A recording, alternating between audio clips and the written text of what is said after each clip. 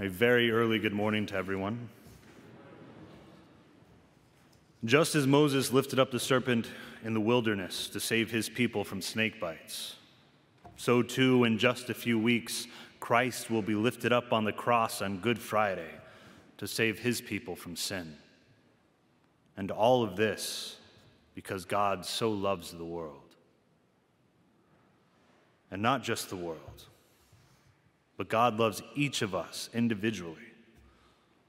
You know, there's something I usually tell people when they come visit me for chit-chatting with the priest.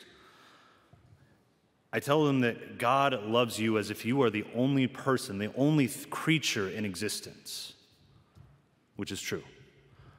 But they never believe me. They're like, oh, how's that possible? God's, like, if God loves me as if I'm the only one, then he can't love anyone else. It's like, well, no, the math doesn't work out on that one. Infinity is the concept we struggle with, and God himself is infinite, which means his love is infinite. And so he can pour out all of his love on one person and still have all the rest of his love for every other single person out there. And so I say again, he loves each of us individually as if we were the only thing in existence. But so often our days are filled with mundane tasks that draw us away from and even close us off to the experience of God's love. For the younger generations, this can be something as simple as mindlessly scrolling through social media feeds or browsing the internet or even just letting YouTube play on the forever loop that it goes through.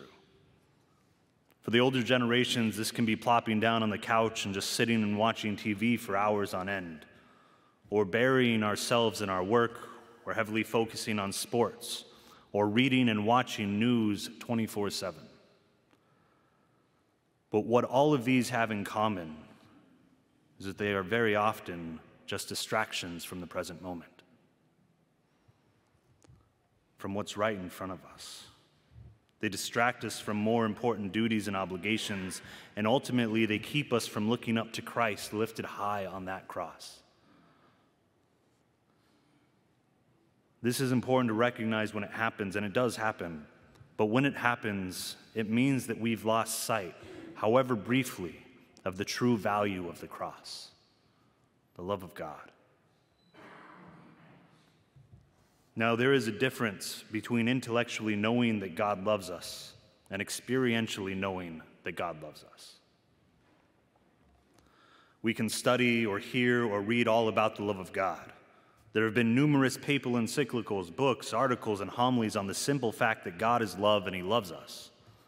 But until we move from that knowing in the mind to that knowing in the heart, God's love will not set down deep roots within us.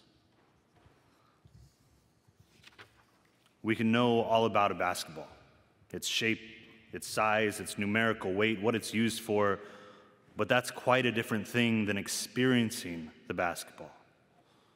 Knowing that a basketball is 1.4 pounds is vastly different than feeling the heaviness of it as we play. Knowing the feel of it as we hold it in our hands, what it feels like dribbling, passing, and shooting as we're trying to win against the other team. Those are two very radically different ways of knowing. So then how do we experience God's love?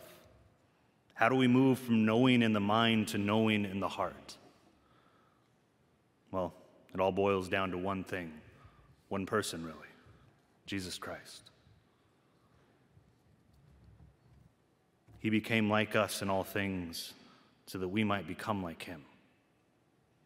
God himself descended from heaven, became incarnate in human flesh, suffered and died for us. That is incarnational love.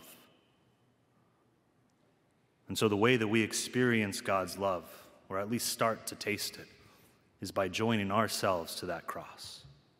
To make up for what is lacking in the cross of Christ, well, we are. We're what's lacking from the cross.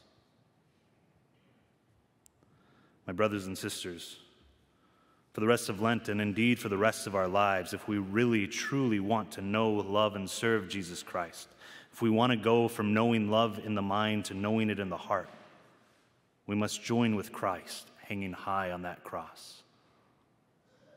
God bless you.